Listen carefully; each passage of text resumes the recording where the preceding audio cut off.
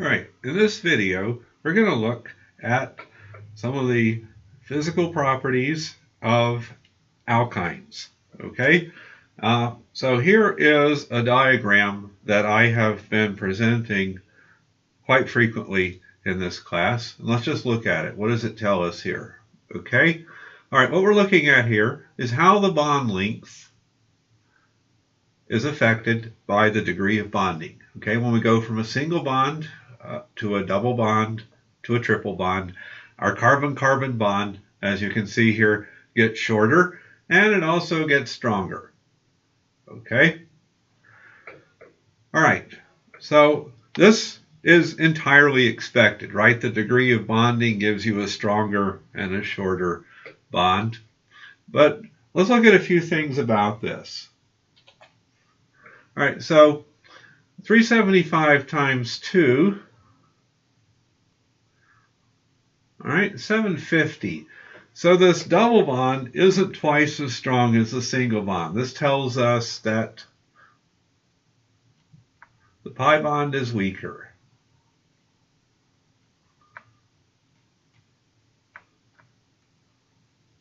All right. Notice that when you look at this number, all right, so when you subtract this number from this number, it's, okay, all right, I'm doing math in my head here.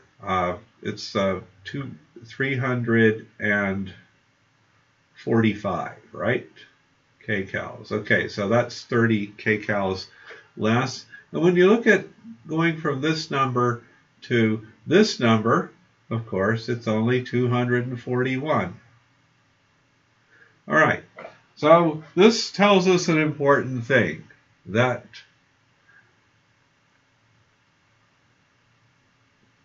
each pi bond of the alkyne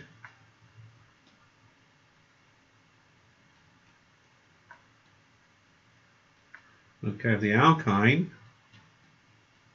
is weaker than the pi bond of the alkene. All right, and that's an important thing to remember, because what we're going to see here is that in most reactions, the pi bond of the alkyne is more reactive than a similar pi bond in an alkene. The only exception will be carbocation reactions, okay? And we'll see that there's an inherent reason for that as well. Exception will be carbocation reactions.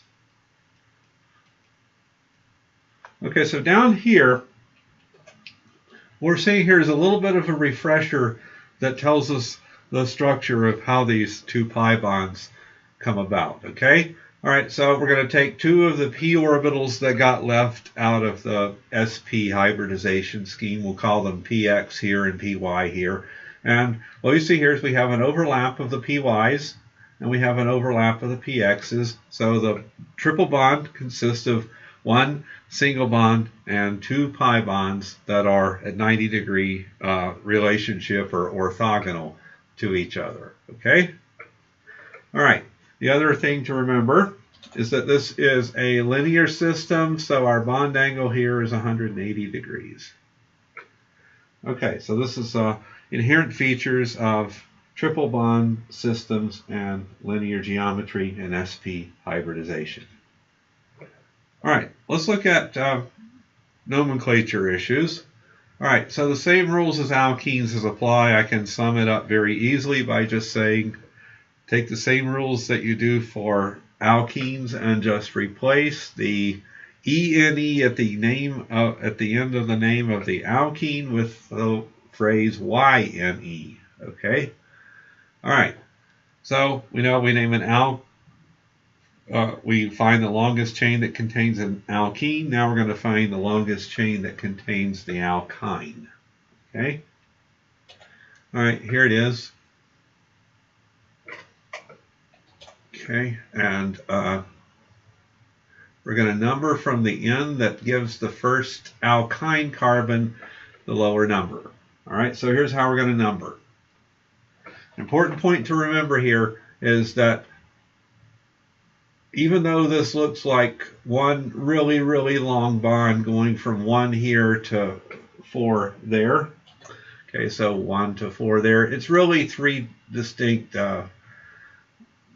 carbons, okay? 1 to 2, 2 to 3 is a triple bond, and 3 to 4 is a single bond. All right, so what we see here is that the first alkyne carbon is carbon 2. The name is going to imply that the carbon 3 is the other alkyne carbon, and we're going to number from the left in because that's where we get to the alkyne quickest. All right, so this gives us 7-chloro-6-methyl-hep-2-ine as our name. All right, physical properties we can just summarize by saying that they're exactly like alkenes and alkanes. Okay, the only significant intermolecular interaction is van der Waals forces. These are relatively weak, and there's no significant dipoles present in alkynes.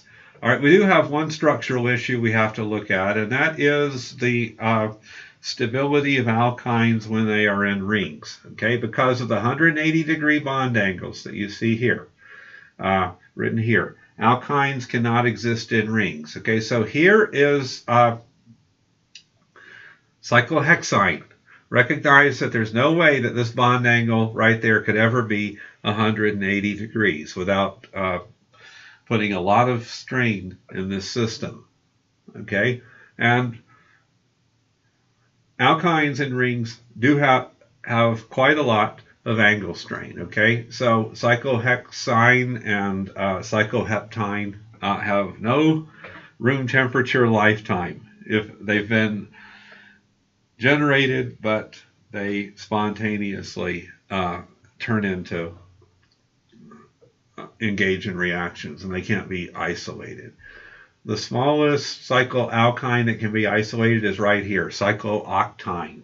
Okay, it can be isolated. It is, however, a very reactive compound. What happens when you make it is that it polymerizes within 1 or 2 days of sitting around at room temperature. It's not until you get to a 12-membered ring where all of the angle strain is eliminated and you have approximately the same amount of angle strain in the cycloalkyne as you do in the cycloalkane. So it takes a 12-membered ring to overcome the limitations you have from this system right here, where you have to have these 4 carbons all in a linear fashion in the ideal geometry. Okay?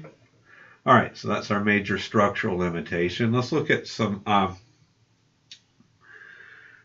special applications of strained alkynes. Okay, so these compounds that you see up here, calicheamycin right here and sparomycin over here, these are novel antibiotics, and their novelty arises from the fact that these compounds have such a high degree of angle strain that these alkynes undergo some rather unusual chemistry. Okay, so what happens in this case is that these actually form diradicals.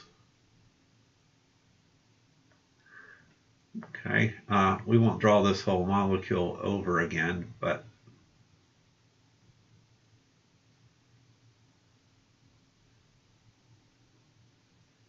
because of the cyclic nature and the high angle strain and the fact that the ring system kind of brings these N carbons together, we can readily form this diradical, and when that forms, it destroys the DNA of anything around it. And these are actually very novel modes of action for antibiotic substance. So strained alkynes, yeah, they're unstable, but you can use that instability to design novel pharmaceuticals.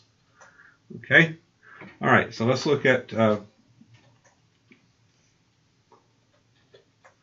some cases here. All right, so let's do a problem. In this problem here, we're going to be ranking these compounds here in terms of their anticipated heat of combustion. We're going to give number 1 to the most stable compound. This is the compound that's going to have the lowest heat of combustion. And number 5 to the compound that's going to have the highest heat of combustion. This is going to be the least stable compound. All right, you ought to do this yourself, pause it, but I'm going to go straight to the answers. Okay, so let's look at the answers here. All right, so let's call these compounds A, B, C, D, and E. All right, so of the compounds that we're looking at, they're all suffering from angle strain, okay, except for C and D. All right, so how do we choose between C and D? Well, go back to this argument over the relative bond strength of pi bonds in alkynes versus in alkenes. Okay, so here we have 2 pi bonds that are in alkenes. That's going to be stable than having both pi bonds in one single alkyne unit. So we're going to rank D ahead of C. D is going to be number 1, C is going to be number 2. In the next chapter, we'll learn that there's actually something very special about compound D and the way that we have arranged those 2 double bonds in consecutive fashion there. All right, so the rest of them are all alkynes in rings, and we know that it's not till we get to 12 that we have a strain-free system. All of these are ring sizes smaller than 12. Okay, so this is a 7-membered ring, 8-membered ring, and a 9-membered ring. Okay, so the 9-membered ring is going to have the least strain of all the systems, so we're going to rank that one as 3. The 8-membered ring is 4, and the 7-membered ring would have the most angle strain of them all. Again, we can use the heat of combustion as a valid comparison here because all of these compounds have the same molecular formula. Okay, so those are the factors that go into our decision, and those are our final rankings right there.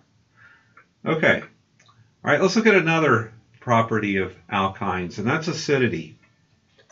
Okay, so we're going to classify alkynes as to their degree of hydrogen substitution at the alkyne. And there's only 2 classifications. An internal alkyne has 2 carbons attached to the alkyne carbons. A terminal alkyne has a hydrogen on one of the carbons, and it's called a terminal because the chain has to end right there. Okay, it can't go any further if that's a hydrogen. So terminal is the appropriate name. All right, the hydrogen that's at a terminal alkyne is acidic. Okay, so there's some base out there that can remove this hydrogen to give you the species here, and we're going to call this a carbanion, anionic carbon. We've now seen carbon with 3 bonds in all 3 of its possible forms: carbocations, free radicals, and carbanions. So life is complete now. Okay? All right. So one of the things that you might wonder, if pKa is 25, isn't that a little high for a pKa value? The highest, or in general chemistry, the strongest base you saw was sodium hydroxide, and that had that was the conjugate base of water, which had a pKa of 16. All right. So if you try to remove this proton with sodium hydroxide or sodium ethoxide, both of which are derived from acids with a pKa of 16, you would find that your equilibrium went to the left, because if you do this classic strong acid, strong base, you would find that these species, this is our weak acid here, okay, and this is our strong acid. Okay, so this is our direction of neutralization.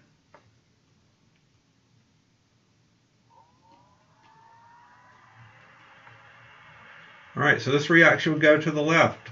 Sodium hydroxide would be a poor choice of base for this reaction.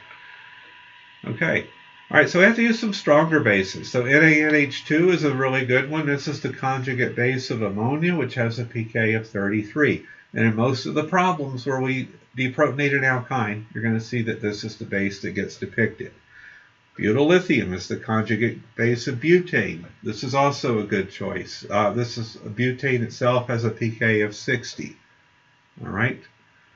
Lithium diisopropylamide, also known as LDA, is the conjugate base of diisopropylamine, which is an ammonia derivative and has a very similar pKa.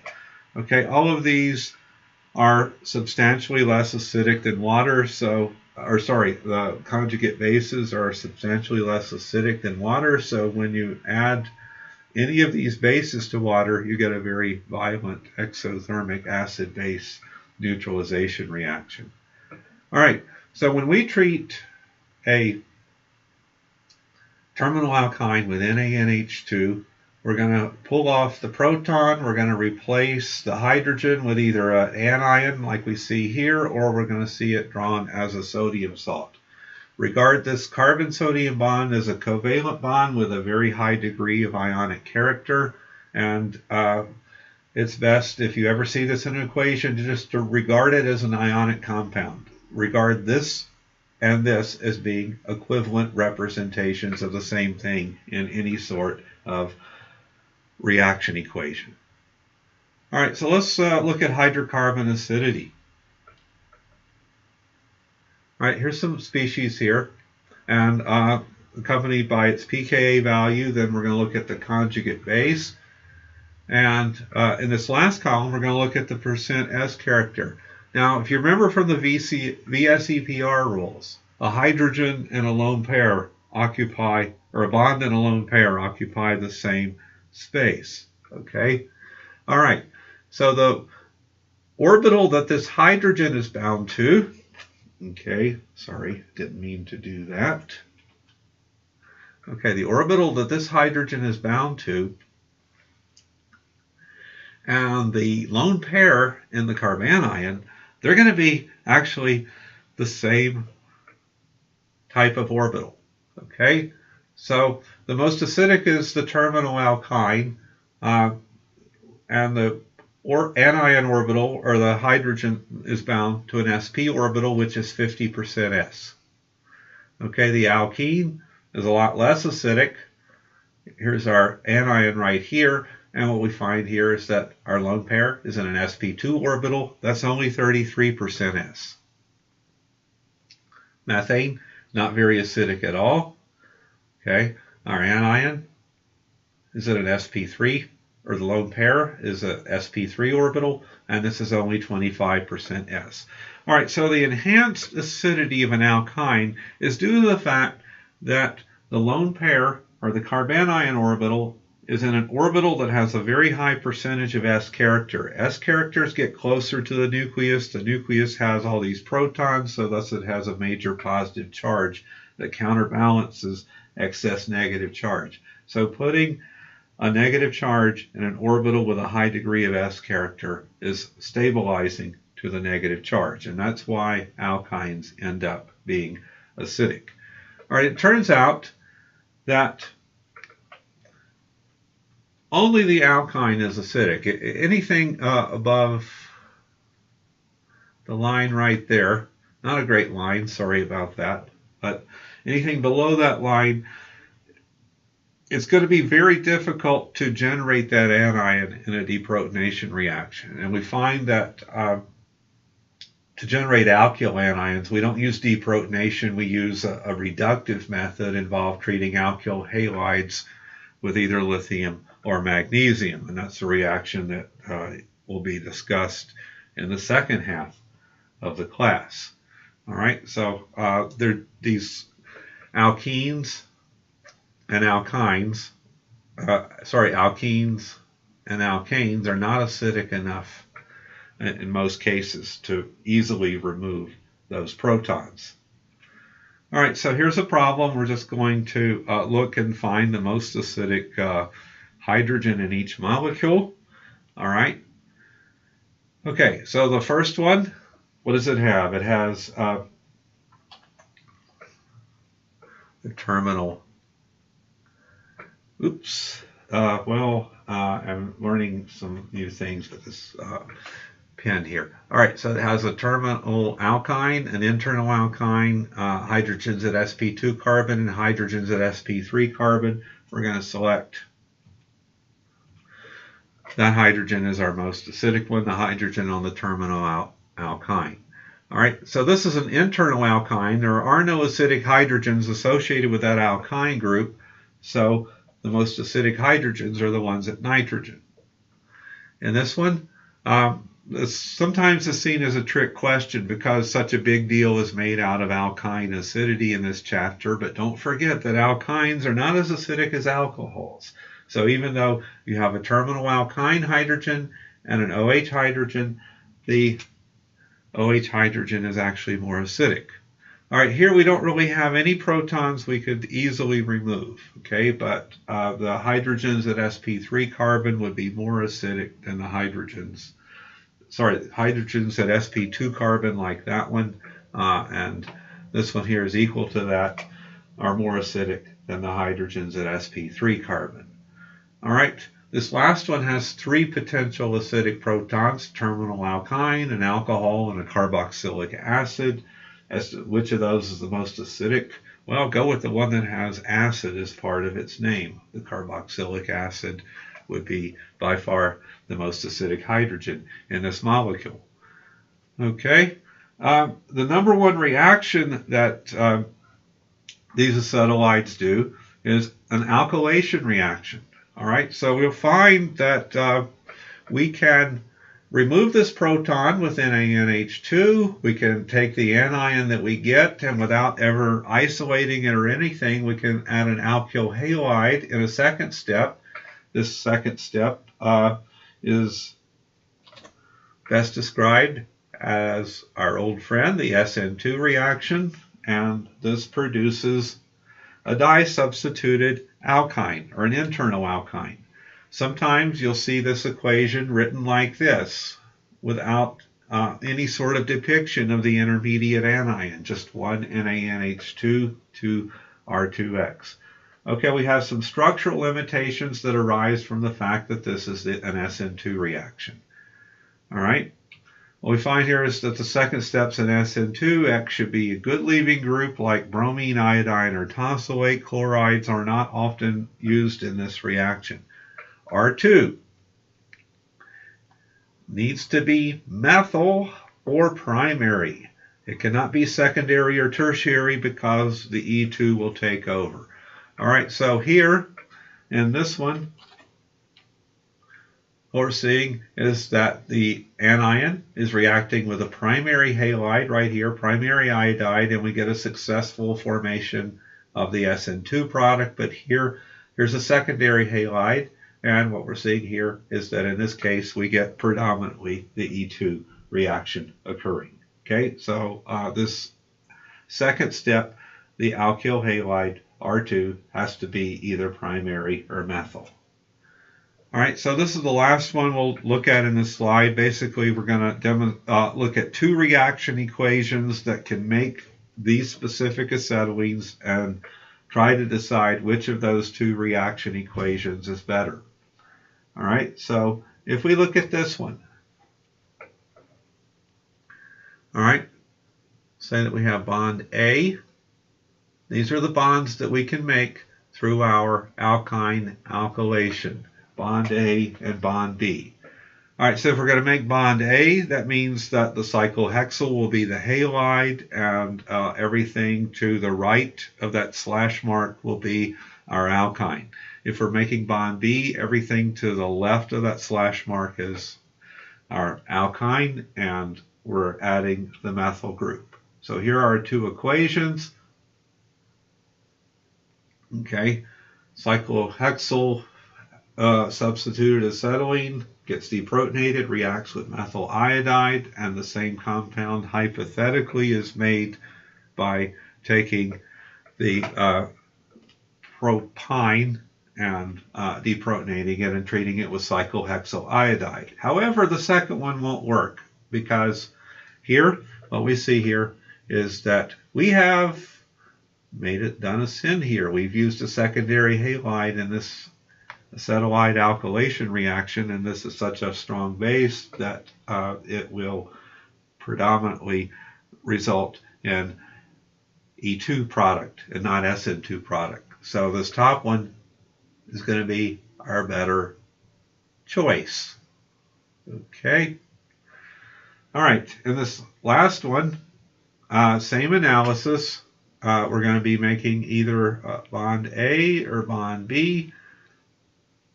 Okay. So the top one, this is making bond B. This is making bond A. Okay, the same. We divide the molecule the same way. This branched compound, we're removing the proton right there, converting it to an anion, and then treating it with N-propyl iodide. This will work, right, because this is primary, and that should be fine. Okay, and the second one, we're again removing this proton. We also have a primary iodide, and this reaction should work, but the top one will work better because remember when we compare SN2 substrates that if we look at the beta carbon, if the beta carbon is more substituted, that slows down the SN2 reaction. So this one, it has a tertiary beta carbon, and this one has a secondary beta carbon. So the top one is going to be better. Both of them will work, but the bottom one is probably going to work in higher yield. Okay, all right, so this is where we're going to stop this video right here.